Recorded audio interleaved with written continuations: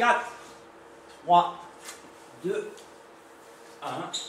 Bonjour, c'est voilà, 0, c'est moi. Donc petite précision sur la vidéo numéro 2 que je vous avais dit, vous êtes capable de faire tous les exercices de physique, chimie, non pas de physique bien entendu, mais de chimie presque. Hein. Chimie, mis à part, comme je disais, la cinétique chimique qu'on va voir dans une vidéo suivante, ou bien en classe, je l'espère, quand cette merde de coronavirus sera partie. Là, je vais corriger donc les extraits du bac S de Métropole, voilà, des petites questions, je crois qu'elles ne sont pas toutes dedans, mais il y en a déjà 4, donc on va raisonner ensemble. Donc ici, qu'est-ce qui se passe? Lui, il est fortement attracteur. On va avoir ici un déplacement. Je raconte des bêtises. On va avoir ce doublet qui va choper ce H+ ici pour former cette liaison-là. Forcément, comme le doublet est parti, on va avoir ici la charge plus sur l'oxygène. L'oxygène, je rappelle, voilà, les deux doublets, là je dessine les deux doublets. Si celui-ci il part pour former une liaison avec un hydrogène, là on a une charge positive qui apparaît. J'espère que j'ai été assez clair. Ce message pour Ambre, tu revisionnes plusieurs fois pour avoir bien compris. C'est joking. Hein. Ok. Oui Lucas, qu'est-ce qu'il y a?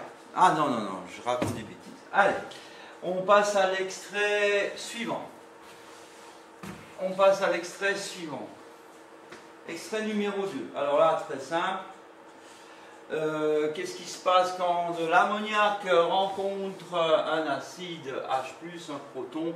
Ben, il n'y a pas à tortiller. Celui-ci vient capter là pour former l'ion NH4+. Si je le dessine en Lewis, voilà ce que ça nous donne. Plus H+. Donc ce doublet vient ici pour former l'ion N. Là, il aura toujours le trou, d'où la charge positive H4+. Voilà. Pour cet exercice-là, il n'y avait pas, c'était pas vraiment très compliqué. On va regarder maintenant l'estérification, je crois que c'est ça. Ouais, une estérification. Allez, on y va.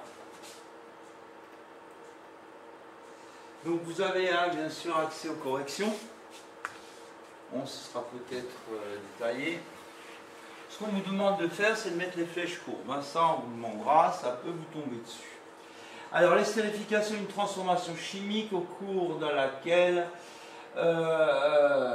un ester de formule générale RCOO-R2 est obtenu par réaction entre un acide et un alcool. Ça, vous devez savoir. Il se forme aussi de l'eau suivant la réaction entre l'acide qui est là et l'alcool pour former ici H2O et là l'ester. Alors le mécanisme réactionnel, allons-y, on regarde ça ensemble. On voit que identifier pour chacun des réactifs un site donneur ou un site accepteur. Donc ça c'est un site donneur d'électrons. Voilà, et ça va être un site accepteur d'électrons. On peut imaginer que ce doublet non liant aille attaquer ici ce carbone. Et ensuite, voyons voir qu'est-ce qui se passe. Lui, forcément, il revient sur l'oxygène. Voilà. On aura là, on a déjà ceci et ceci. Voilà, qui est approché. Le R1, il ne bouge pas. Il se forme de l'eau. Pourquoi il se forme de l'eau? Car lui, il va partir et il va aller attaquer ce site accepteur, qui est aussi un site accepteur H+. Pourquoi cet exemple est pas mal? Pourquoi cet exemple est pas mal? Parce qu'en général, dans une réaction, dans un mécanisme réactionnel, il faut vous dire que la boucle doit être bouclée.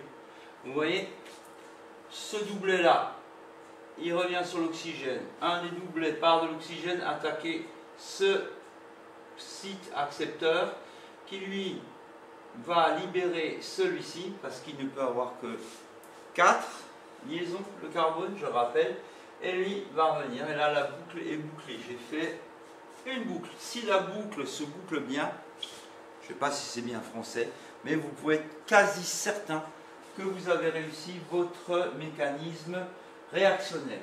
Voilà pour l'exercice 3. Maintenant, l'exercice 4, il vous demande de faire qu'une seule étape. On va essayer de faire toutes les étapes ensemble pour l'exercice numéro 4. Ça vous donnera un petit aperçu.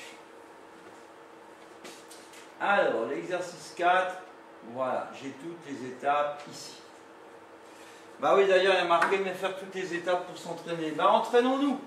Bah là, ce qu'il faut bien regarder, c'est ce qu'on a au début, ce qu'on a à la fin. Là, on voit une charge plus qui est apparue.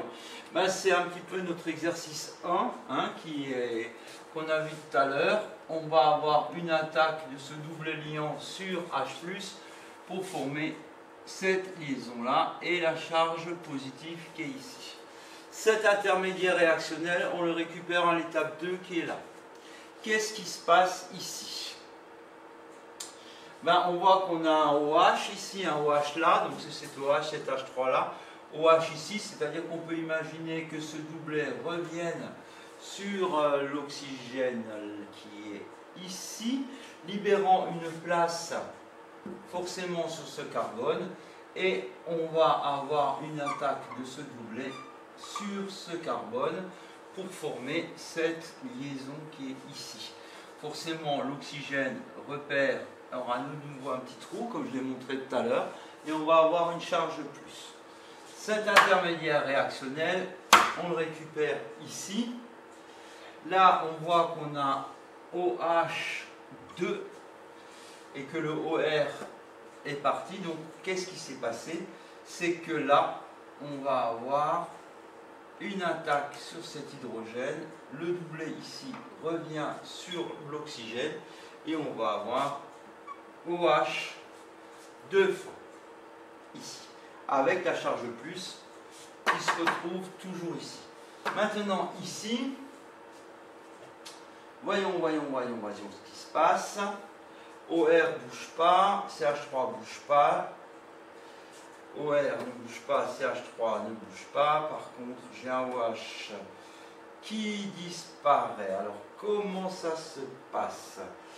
Eh bien, tout simplement, on va imaginer que celui-là, il vienne là-dessus. Celui-ci, il revient là-dessus et on obtient ceci. Hein? Imaginez ce doublet là, il part. D'accord? Il était là avant. Il arrive ici. Forcément, lui, il aura 1, 2, 3, 4. On a encore, je le mets en pointillé, le OH2 plus là qui traîne. Hein, d'accord? Et forcément, comme l'atome de carbone ne peut pas avoir plus de 4 liaisons, 1, 2, 3, 4, lui, il revient sur ce doublet là, sur ce O auquel il y a encore, où il avait encore un petit trou là, une charge positive, il revient pour former effectivement l'eau qui est ici. Voilà pour cette étape 4.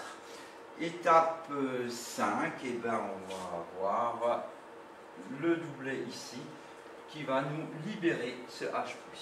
Et là, c'est vachement bien pour l'introduction parce qu'on voit le rôle de H+, il participe à la réaction, mais il n'est pas consommé par la réaction, car on l'a au départ de la réaction et on le récupère à la fin de la réaction. C'est le propre de ce qu'on appelle un catalyseur.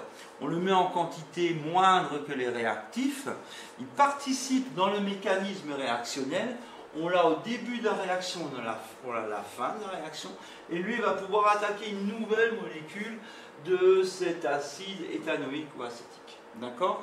Voilà, ça c'est la définition d'un facteur cinétique, d'un des quatre facteurs cinétiques principaux qui existent lors de la cinétique chimique, qui fera l'objet d'un nouveau cours. Mais ça, je le ferai une prochaine fois. Voilà, donc j'ai fini pour ce thème. Vous voyez, ça n'a pas pris beaucoup de temps. Ça n'a pas pris beaucoup de temps. Je vous souhaite à tous de passer, de travailler correctement. Ensuite, qu'est-ce qu'on va faire? On va faire des exercices de labo lycée qui va mêler un petit peu toutes nos connaissances, acido-basique, nomenclature, chiralité, RMN, infrarouge, mode opératoire. On va essayer de voir ça tous ensemble, enfin via la vidéo ou via, j'espère, en classe. Ciao, ciao, lavez-vous bien les mains, je coupe, bye bye.